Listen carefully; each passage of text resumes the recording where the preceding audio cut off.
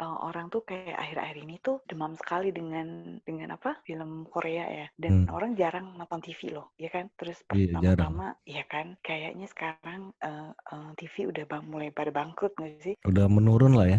Menurun. Mm-mm. Kamu tim kreatif TV pasti diambil youtuber-youtuber YouTuber. terkenal, ya Mm-mm. kan? Ya Mm-mm. terus kayak film udah nggak ada yang bagus lagi. Apaan sinetron, kan orang juga udah jarang banget nonton sinetron. Mm-mm. Sekarang wifi murah, semua orang pasti nontonnya streaming lah, Mm-mm. Netflix lah, View Mm-mm. lah, video Mm-mm. lah, apa Mm-mm. gitu. Ya orang tuh masih bisa nonton macem-macem. Kayak aku tuh dulu banget pernah nonton zaman aku kuliah ya kalau nggak salah. Mm-mm. Judulnya itu Full House. Itu Korea dulu banget yang aku nonton. Mm-mm. Terus sekarang itu orang-orang lagi demam-demam nonton beberapa bulan lalu sih apa Crash Landing on You. Apa sih Yes, Chloe Landing on Chloe You. itu kan. Ya. Nah itu. Mm. Nah dari situ aku suka tuh Korea tuh gara-gara dia. Orang kayak nonton sampai malam berepisode nggak tidur gitu, begadang sampai jam 2 sampai jam 3 gitu. Ternyata aku ketularan. Aku sih nonton juga Crash Landing on You, tapi kayaknya nggak sampai habis deh, di tengah-tengah terus nggak nonton. Gitu Ya, ya. lumayan bagus sih. Yang Korea Selatan itu, Tapi Korea Utara itu kan, yang ceweknya. Utara sama Selatan. Mm-mm. Tapi Mm-mm. pertama-tama sih aku kayak gini loh, kayak apaan nih film? Masa terbang dari Korea Selatan ke Korea Utara, tiba-tiba nyangkut di pohon lagi, terus udah nyangkut di pohon tetap cantik lagi, lari-lari berkilo-kilo, tetap pakai lipstick, rambutnya tetap on gitu. Kayak Mm. aku komen-komen mulu kalau lagi nonton itu, komen-komen mulu dalam hati. Terus aku di grup teman-teman aku tuh, kayak masa udah lari-lari berkilo-kilo, rambutnya masih rapi, tiba-tiba nyampe di desa ada lipstiknya, aku bilang gitu. Udah sih mak, jangan dikomentarin kayak gituannya, namanya juga sinetron Korea katanya gitu. Gitu, Mm-mm. tapi kayak aku tuh selalu komentarin gitu, kebiasaan nonton film barat yang di kayak bener-bener itu lari kok pakai high heels itu, aku kayak komentator banget kalau nonton. Tapi pas lihat kayak cerita romantis gitu tuh kayak aku seneng. Terus mereka tuh membuat cerita romantismenya itu tuh kayak sweet gitu, tidak Mm. vulgar, tidak porno, tidak, tapi kayak orang tuh yang nonton tuh ikut malu-malu gitu loh kalau. Malu-malu, tersipu malu ya.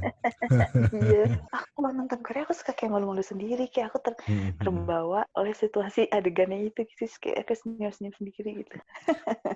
Tapi Korea tuh semuanya ada ya. Aku sih nggak nonton banyak, tapi beberapa aku nonton tapi nggak sampai habis gitu. Jadi di Apa? setiap film tuh pasti ada senengnya, ada sedihnya, ada lucunya, ada romantisnya gitu. Itu sih yang aku lihat di setiap film Korea yang aku nonton gitu. Jadi unsur-unsur itu Mm-mm. tuh ada gitu. Nggak tahu ya kalau film horornya Korea gitu. Tapi kalau yang Mm-mm. terkenal sih semuanya ada gitu. Jadi udah lengkap gitu ya, isinya ada Lengkap macam-macam gitu. gitu. Jadi banyak yang suka. Makanya sepupu aku yang masih kecil-kecil kayak SMA gitu ya, mereka tuh Hmm. suka juga nonton Korea. Ih kenapa sih pada suka nonton Korea gitu, sampai belajar bahasa-bahasanya lah, istilah-istilahnya lah gitu. Hmm. Terus aku lihat ternyata ya iya gitu, kayak kan anak-anak SMA kan lagi kayak suka-sukaan gitu kali ya, lagi apa, cinta-cinta monyetan gitu kan. Mhm. Dan Korea itu kayak bikin adegan romantisnya itu nggak berlebihan menurut aku, kayak pas aja gitu, nggak vulgar, nggak porno, nggak apa gitu, kayak Hmm. pas aja gitu. Aku aja yang udah tua gini tuh kayak nonton itu ikutan senyum-senyum gitu. Terus habis itu aku nonton apa tuh? Aduh aku lupa judulnya, itu apa sih? Apa? The World of Married Couple itu loh. Hmm. Itu. Hmm. Hmm. Hmm. Terus aku nonton lagi adalah beberapa serial-serial apa kisah cinta gitu. Hmm. Mungkin Hmm. sampai sekarang ada 4 apa 5 kali yang udah aku tonton. Nah sekarang ini aku lagi nonton Replace 1988 kalau nggak salah ya judulnya Hmm. itu ya. Bagus.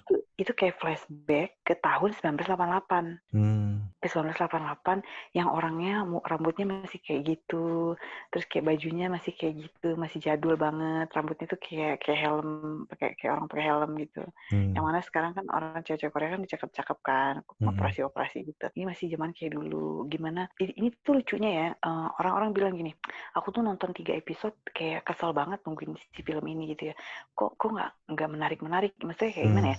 Nggak menarik itu nggak manteng gitu. Ini kayak duh membosankan gitu. Terus ada satu influencer bilang yang lagi nonton replay 1988, jangan berhenti ya, terusin katanya, dijamin tuh bagus banget katanya. Kamu bayangin ya, aku baru episode 3, satu episode tuh sekitar 1 jam 20 menit, dan ini ada 20 episode, dan setiap episode tuh ada adegan garing dan boring dan kayak ngantuk dan nungguin gitu. Kayak aku terusin apa enggak, tapi orang bilang jangan berhenti, terusin, karena di tengah-tengah sampai ke belakang tuh bagus banget katanya, banyak pesan moral yang kita bisa ambil gitu. Nah aku penasaran aku kayaknya Sekarang udah bakalan. episode berapa kamu? Baru episode 3. Sebentar lagi lah, 3 mungkin 4 udah bagus. Nggak tahu, makanya sebenarnya di episode pertama juga ada bagusnya. Jadi ceritanya lucu ya. Ada 4 aku lupa 4 apa 5 orang gitu yang berteman. Mereka itu rumahnya deketan, terus udah berteman dari kecil sampai mereka besar, sampai SMP apa SMA ya, aku lupa itu. Mereka tuh bajunya bebas. SMA udah berteman gitu. Nah keluarga mereka juga berteman, jadi mereka tuh udah kayak saudara satu sama lain gitu. Lucunya tuh ya, setiap makan malam mereka tuh kan jam berapa, jam 6 apa jam 7 dipanggil sama ibunya. Misalnya, hey Joni makan gitu. Terus nanti, iya ma gitu, si Joni masuk. Padahal mereka lagi main nih di luar. Nanti kayak, Anto makan. Iya, pada masuk ke rumah masing-masing. Itu yang lucu sih, adegan ini di episode pertama yang aku lihat bagus gitu. Terus nanti tiba-tiba satu keluarga nggak punya nasi. Dia bilang, Joni nasi kita kurang. Coba minta sama mamanya si Anto gitu. Oke ma gitu. Nih sebagai gantinya bawain sayur buat mamanya si Anto. Dah, tiba-tiba si Joni pergi ke rumah si Anto. Ini Tetangga-tetangga gitu ya? enggak, iya. Jadi mereka lagi pada mau siap-siap makan. Kata mama minta nasi, boleh nggak gitu? Kayak, oh iya boleh. Ini sayur dari mama. Oh iya makasih ya. Dikasih sayur. Habis itu, nah itu kayak tetangga yang satu ngasih apa gitu. Jadi si 5 orang berteman ini tuh setiap malam tuh saling mengasih sayur atau lauk buat makan. Jadi setiap makan malam itu selalu meriah mereka karena saling membagi satu sama lain gitu. Kayak seru. Terus mereka siap makan bareng-bareng gitu. Lucu Seru ya? sih, ada lucu, kayak seru terus sih menurut aku. Itu kayak ada pesan moralnya juga sih di film itu. Tapi aku nggak sabar, kayak adegannya tuh kayak pelan-pelan gitu loh, adegannya tuh kayak ngantuk lama, Itu tiba-tiba baru ya bagus filmnya ya? gitu. Nggak tahu aku, mungkin baru dirilis apa gimana, apa aku yang telat ya, nggak tahu juga sih. Kamu nonton di mana? Aku nonton di View. Oh, di View.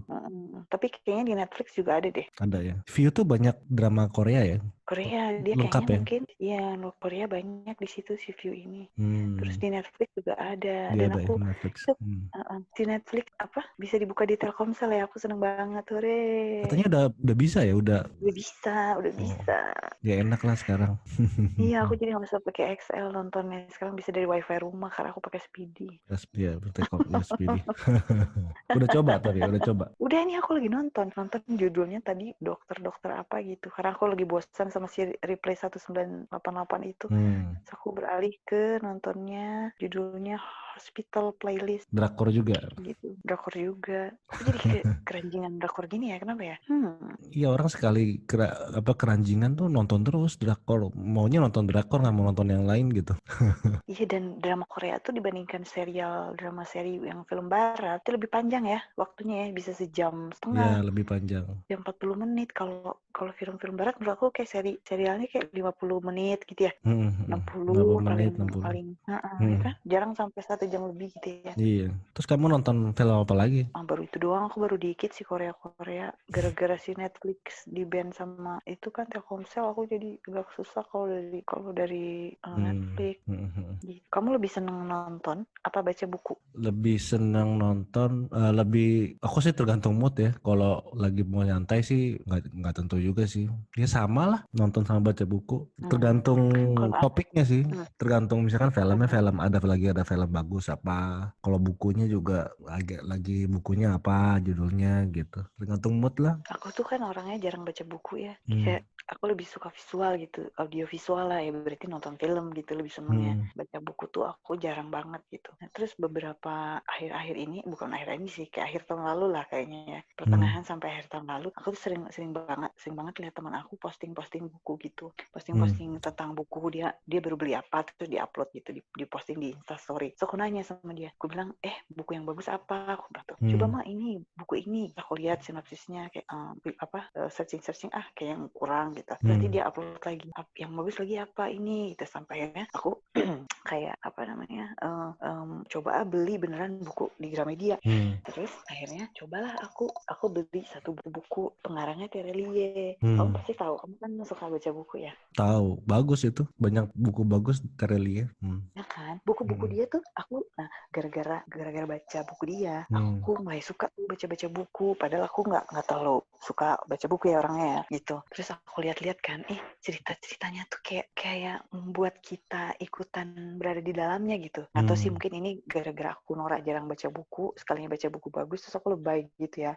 Terus mungkin kalau orang yang sering baca buku denger aku cerita kayak lah biasa aja kali, orang memang kayak gitu kalau penulis yang bagus gitu. Gitu aku suka banget sama si Terelie. Tapi emang bagus sih dia. Aku pernah baca bukunya, judulnya Pergi sama Pulang. Jadi 2 buku yang berbeda. Itu bagus banget sih. Cerita fiksi gitu tentang kayak anak kecil yang tinggal di suatu tempat dididik sama seorang mafia gitu, dan akhirnya dia jadi mafia yang gede lah gitu kan. Terus akhirnya dia pulang gitu. Ya, menurut aku sih keren banget. Itu buku salah satu buku fiksi yang paling keren pernah aku baca kali. Bagus ya. Dan dia tuh suka bikin kayak apa sih namanya, sequel ya? Apa sih namanya? Ya. Kayak nyambung gitu ya. Nyambung ya, ada serialnya ya. Aku baru baca beberapa sih, kayak Rindu tuh aku pernah baca. Terus apa lagi ya? Aku tuh Pikun ya, aku pelupa, aku harus lihat bukunya, so aku baru ingat apa yang aku baca. Tapi yang paling aku berkesan itu dari buku-bukunya si Terelie itu judulnya Tentang Kamu. Itu kamu harus baca, itu wajib banget dibaca. Keren banget. Kayak aku kalau orang, menurut aku ya, nggak tahu kalau menurut orang lain, tapi harusnya sih iya juga maksa ya. Harusnya sih keren juga. Tentang apa? Kayak kalau ada orang lagi ngomongin buku, pokoknya ceritanya tuh kayak tentang, kok aku jadi lupa ya. Pokoknya bagus deh. Jadi tentang kayak satu orang, satu orang pengacara gitu ya, pengacara dari Indonesia, terus kuliah di Eropa, di Paris apa di London. Kok aku jadi lupa ya. Pokoknya di luar negeri gitu deh. Nah si Terelie itu pinternya itu kayak benar-benar menggambarkan situasi di sana itu seperti kita ikut ke sana. Misalnya kayak dia pergi ke stasiun kereta gitu ya, di lorong sekian, di bawahnya ada tempat duduk apa yang sebelah dengan apa gitu-gitu, kayak bener-bener kita ngikut ke situ gitu. Terus di dekat stasiun itu ada tukang jual kebab gitu, dan itu dia selalu beli setiap berangkat kerja, beli di situ gitu-gitu deh. Pokoknya kata-kata sih nggak gitu, cuman digambarkannya tuh seperti itu gitu. Jadi kita seolah-olah kayak ikutan ke situ. Aku ngerasa kayak iya aku ikut ke situ. Terus tiba-tiba dijemput pakai helikopter gini-gini. Terus aku naik helikopter gitu. Sampai aku ya habis baca itu karena udah malam, ketiduran, belum sempat beres gitu. Besok paginya aku kayak cepetan buka mata langsung baca lagi, kayak penasaran, pengen cepet habis ceritanya gitu.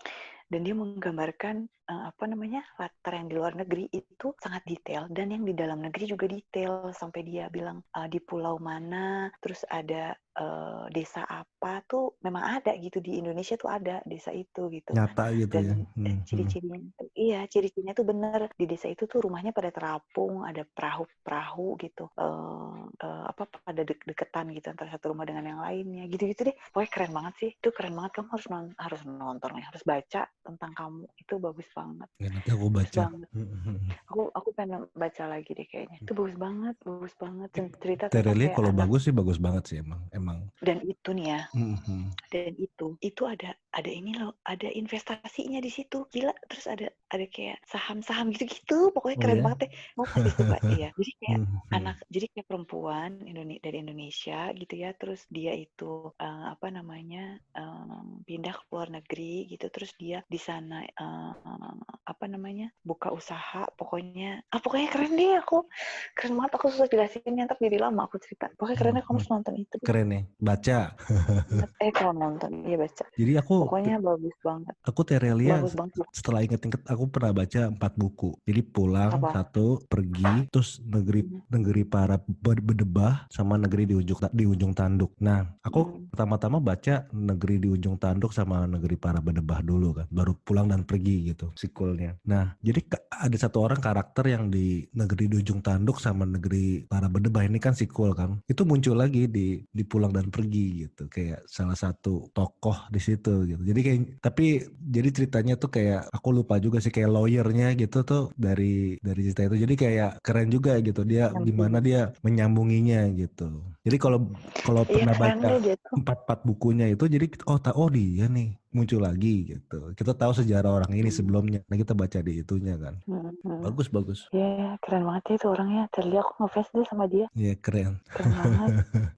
Aku ngefans sama dia gara-gara baca tentang kamu itu sih. Udah ngefans. Yang lainnya ada beberapa yang kayak picisan gitu. Aku juga baca gitu kayak biasa aja. Baca tuh bisa nggak stop loh, kayak benar-benar bisa. Kayaknya itu salah satu pengarang buku yang aku baca tuh aku habis dalam one sit gitu. Jadi kayak dalam satu duduk bisa hampir seharian baca habis gitu.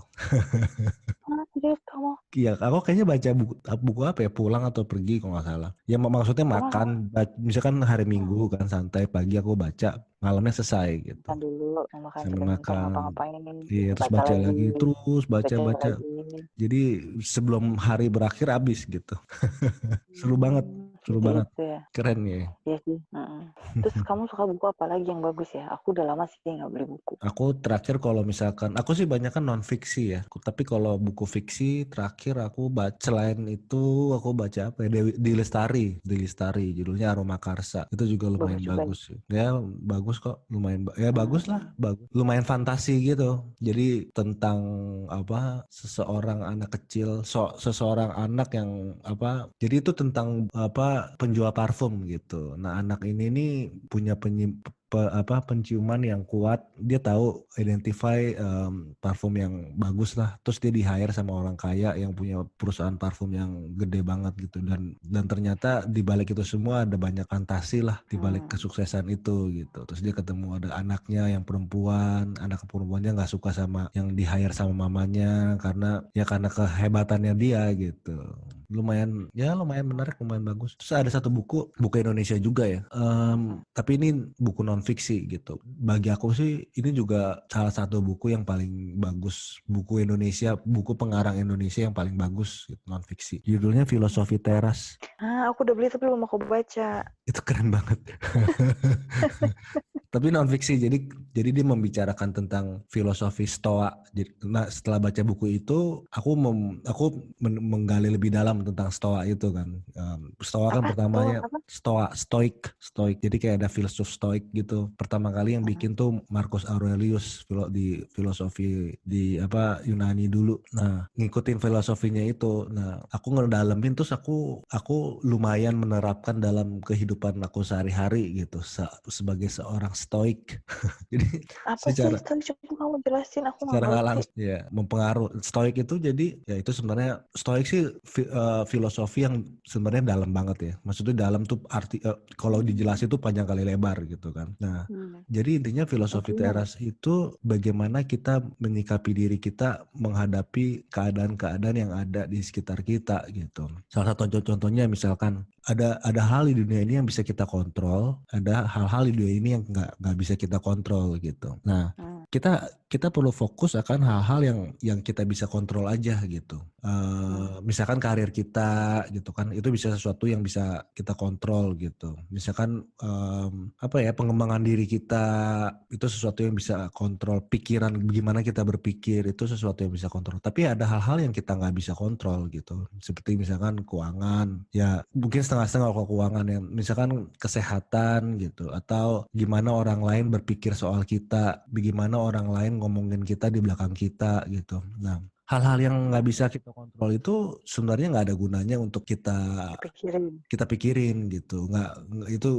Kita nggak bisa ngapa-ngapain juga, itu eksternal faktor gitu. Jadi intinya si filosofi teras ini menjelaskan bagaimana filosofi yang dibuat Marcus Aurelius zaman dulu diterapkan di zaman sekarang gitu. Jadi sekarang ada hoax, misalkan berita-berita hoax, apa yang harus kita lakukan? Ada orang yang jelek-jelekin kita harus berpikir seperti apa gitu. Jadi ya menurut aku sih lumayan salah satunya filosofi Stoa itu tuh, kalau kamu pernah dengar Amor Fati itu sering disebut bahasa apa gitu ya. Jadi dia percaya kalau misalkan apa yang terjadi di dunia ini, misalkan kita sekarang lagi makan gitu, atau sekarang kita lagi podcast gitu kan, ini terjadi atas hukum alam gitu. Emang kita harus berada di sini dan kita melakukan podcast ini gitu misalkan. Jadi kalau kita lagi sedih atau kita lagi susah, ya ini udah hukum alam yang harus kita jalanin lain gitu. Kalau jadi dengan kita berpikir ini emang udah jalannya kita sesuai dengan hukum alam, mungkin kita akan lebih tenang gitu. Maksudnya lebih pasrah gitu. Emang udah jalannya gue harus begini, emang udah jalannya misalkan gue harus susah, habis itu mungkin baru seneng gitu. Emang udah jalannya gitu. Menurut aku sih itu keren sekali ya. Filosofinya tuh Bagus. bagus banget. Aku mau baca, aku tuh udah beli, kayak belum, jangan-jangan masih diplastikin lagi, belum aku buka. Jadi aku tuh nggak sengaja banget beli buku itu sebenarnya. Jadi aku waktu itu lagi ke Gramedia di Grand Indonesia. Terus waktu aku ke Gramedia, terus buku itu lagi launching dan ada pengarangnya di situ kan. Dia lagi kayak dia lagi Promosi gitu. promosi presentasi gitulah ke audiens yang nggak begitu besar gitu. Mungkin kayak 30 orang gitu bangku di sudut Gramedia, dia lagi ngomong. Terus aku dengerin kan. Kalau lagi Gramedia dia ngomong filosofi teras, tentang filosofi ini. Terus aku beli, aku baca, aku bilang bagus banget nih buku. Bagus banget. Aku nyesel belum aku baca. Baca. Habis itu aku ngedalamin, aku baca bukunya Marcus Aurelius, tapi lebih enak baca filosofi teras lah karena lebih enteng gitu bahasanya dan lebih relate ke hari-hari gitu. Gitu ya. Terus apa lagi selain itu yang kamu suka baca? Aku sih banyak kan baca sih non fiksi ya.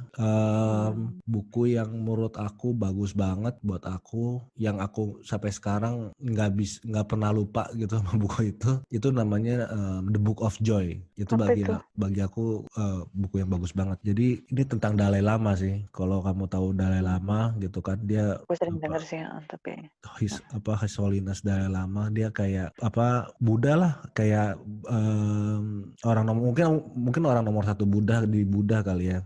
Mungkin kita bisa sebut itu gitu. Dia masih hidup kan. Jadi dia waktu itu dia kan tinggalnya di India. Dulu dia kan dari Tibet, terus dia di exile ya, waktu itu ada perang Cina antara Tibet, terus dia diasingkan ke India dan dia nggak bisa pulang lagi sampai sekarang gitu. Dan dia tetap tinggal di India. Nah waktu itu teman baiknya namanya Desmond Tutu, itu kayak Archbishop dari Afrika Selatan, Uskup Agung dari Afrika Selatan main ke India, tepatnya dia Dharma Fazala. Nah itu mungkin pertemuan mereka berdua terakhir yang mereka bisa ketemuin karena ada political reason, dan Desmond Tutu itu sakit, kalau nggak salah sakitnya kanker gitu. Nah datanglah Desmond Tutu, ini teman baik ke tempatnya Dalai Lama gitu, dan dalam seminggu itu mereka ketemu tuh kayak benar-benar pelukan gitu. Kamu bisa ngeliat tuh mereka kayak deket banget dan kayak mereka tuh sayang gitu satu sama lain gitu kan, kayak benar-benar pelukan. Nah itu pertemuan terakhir mereka, akhirnya mereka bicara soal dunia ini gitu, soal gimana perspektif kita soal manusia gitu, apa yang harus kita lakukan. Nah itu ditulis semuanya sama penulisnya namanya aku lupa namanya siapa. Jadi ada penulisnya juga, dia bertiga. Perbincangan antara Desmond Tutu sama Dalai Lama itu ditulis di dalam satu buku gitu oleh penulis ini, semua kata-katanya. Itu bagi aku gimana mereka berpikir sih, itu benar-benar advance banget dibanding apa yang kita lihat di sekitar kita gitu. Jadi tuh benar-benar hebat banget lah, mulia banget. Contohnya apa? Contohnya sih ini kalau kita dengar itu kayak udah kayak surgawi banget gitu. Dan contohnya ya kita yang paling penting gitu. Jadi contohnya misalkan gini, kita manusia ini apalagi sekarang di Amerika lagi ada isu rasis gitu kan. Kita semua manusia ini dilahirkan misalkan walaupun warnanya ada yang putih, ada yang coklat gitu kan, ada yang hitam, apapun warnanya gitu kan, apapun rasnya gitu, apapun warna matanya gitu kan, itu sebenarnya kita tuh sama-sama manusia gitu. Dan sebenarnya manusia itu kita harus bisa berinteract on the human level menurut dia. Sekarang tuh kita misalkan ketemu orang atas nama jabatan, misalkan dokter atau presiden atau menteri gitu kan, Pak Menteri gitu kan, Mas Menteri ya kan, dengan jabatan. Sebenarnya bagi mereka tuh kalau kita bisa interact on human level, kita nggak even harus tahu nama orang itu, nggak harus tahu jabatan itu. Kita berinteract kalau kita tuh sama-sama manusia, kita tuh sama-sama gitu, sama-sama makan nasi, sama-sama apa. Itu nggak perlu jabatan, nggak perlu apa-apa gitu. Nah, dan interact on human level tuh sekarang udah jarang banget, padahal mah itu dibutuhkan gitu. Yang paling penting adalah manusia tuh kan social animal kan, makhluk sosial gitu. Nah, salah satu tujuan dari makhluk sosial sosial itu sebenarnya pada intinya dasar on human level tuh membantu satu sama lain. Manusia tuh makhluk sosial untuk membantu sama satu lain. Nah, kita tuh harusnya melakukan itu gitu. Salah satu caranya dengan compassionate. Compassionate itu belas kasih, intinya gitu. Kita tuh harus sayang sama sesama manusia gitu. Kita sama-sama manusia tuh harus benar-benar sayang sama mereka. Kita harus selalu ngebantu mereka gitu. Kamu bayangin kalau misalkan semua orang di dunia ini bisa praktis ini gitu, semua orang sayang sama semua orang gitu, dunia ini tuh nggak akan ada perang, nggak akan ada, semuanya tuh Nggak seru. dunia yang berbeda banget gitu. Iya, tapi ini kayak seperti ajaran yang diajarkan semua agama nggak sih? Semua Ya sama, kan? betul. Ya kan Pada kayak intinya seperti sama, semua ya agama. kan kayak orang Muslim misalnya, Hmm. iya di hadapan Tuhan tuh kalian semua Betul, sama gitu, terciptakan dari apa namanya, ya semua sama lah gitu. betul. Aku itu Nggak ada setuju. pangkatnya, nggak ada jabatan, nggak ada apa gitu. Betul. Nanti pun ditinggalkan semua atribut segala macam tuh semuanya sama gitu. Sebenarnya ini Iya, menurut aku ya, tapi mungkin aku salah ya. Mungkin aku salah atau jadi kenapa? bagi aku tuh agama itu tuh sesuatu yang ritual gitu. Misalkan agama Katolik gitu kan, atau Buddha atau Islam gitu. Dalam arti ritual itu tuh gimana kita bisa, misalkan cara kita berdoa ya kan, sesuatu yang ritual. Tapi menurut aku yang paling penting adalah faktor spiritual gitu. Faktor spiritual itu mungkin bisa lepas dari agama ya menurut aku. Tapi mungkin aku salah ya, ini cuman pandangan aku yang aku nggak ngerti juga, yang menurut aku aja gitu. Spiritual itu bagaimana hubungan seorang manusia dengan Tuhan. Personal relationship kita dengan Tuhan. Bukan dengan agama ya. Jadi kalau agama lebih ke ritual gitu. Jadi menurut aku yang penting sebenarnya adalah faktor spiritual gitu. Aku sih orang yang beragama gitu. Aku sih percaya akan agama. Tapi bagi aku yang paling penting adalah faktor spiritual gitu sih. Jadi dalam banget ngomongnya. Apa tadi si Dalai Lama ya itu, dia masih hidup ya? Masih. Ya kayak dia mungkin tokoh panutan di agama Buddha gitu ya. Ya, dia tuh karismanya tuh bisa menyembuhkan orang. Jadi misalkan banyak orang setiap setahun ada kayak jadwalnya berapa kali bisa ketemu dia. Jadi orang yang lagi stres, orang yang lagi sakit, itu salaman sama dia, terus bisa sembuh. Saking dia positifnya kali ya jadi orang ya. Iya, jadi dia tuh hebatnya ya, ini yang aku denger ya. Misalkan orang ngantri nih mau ketemu dia, mau salaman sama dia ya. Dia salaman sama A pertama, habis itu dia B sebelahnya kan. Waktu dia salaman dengan A gitu ya. Orang A itu tuh bisa ngerasain kalau ada orang yang sayang banget sama dia di dunia ini sampai kayak sesayang itu gitu. Cuman mungkin salamannya cuman kayak 10 detik gitu ya. Tatap-tatapan 10 detik, tapi orang itu bisa ngerasain itu, karisma itu, energi itu yang akhirnya bisa menyembuhkan dia gitu. Energinya itu mungkin rasa sayangnya tuh seperti kayak ibu ke anaknya gitu. Tapi Padahal dia nggak kenal. dia nggak kenal sama sekali. Dan waktu dia switch ke orang dari A ke B, sekarang dia sama-sama yang B. Dia tuh bisa benar-benar fokus ke yang ke B, langsung kayak A hilang fokus, langsung fokus 100% ke B gitu. Jadi kayak be presence ke B. Dia kan rasa kasih sayangnya itu lagi gitu. Nah, itu dari testimoni orang-orang yang aku baca ya. Nah, itu itu aura yang atau energi yang menyembuhkan orang gitu. Dia punya itu katanya. Tapi bener sih ya, ngomong masalah aura-aura gitu ya, kita tuh benar-benar harus bergaul sama yang auranya positif. Iya, betul. Ya kita punya temen nih misalnya ya, Hmm. kita tuh bakalan mirip sama si orang-orang yang jadi teman kita itu gitu. Ya emang, Pokoknya betul. kayak jadi setipe lah gitu ya. Jadi ya berhati-hatilah, kayak ya udah kalau kamu mau kamu Kayak latah bahagia jadi dan beraura ikut-ikutan gitu, positif. iya, betul. Iya, jadi kayak kalau kamu mau punya aura positif dan selalu berpikir positif dan selalu bahagia dan senang, berkumpullah dengan orang-orang yang selalu begitu gitu. Iya, betul. Kayak kumpul dengan orang yang selalu gosip misalnya ya. Ya aku sih juga suka gosip ya kadang-kadang gitu. Tapi kayak pasti nanti omongannya pasti ngegosip, ngomongin orang, terus ya udah seputar itu aja, gunjing-gunjingan gitu-gitu. Benar. Kayak misalnya aku nih yang muslim ya. Mm-mm. Aku punya berteman ya sama geng yang rajin ibadah, misalnya kita kan sholat 5 waktu gitu ya. Mm-mm. Dan kalau lagi jalan sama mereka, aku nggak pernah tinggal sholat. Karena mereka selalu misalnya zuhur, kita sholat zuhur dulu yuk, cari musola gitu. Kita lagi di mobil tengah jalan, kita mampir cari musola pinggir di jalan cari masjid, akhirnya kita sholat gitu.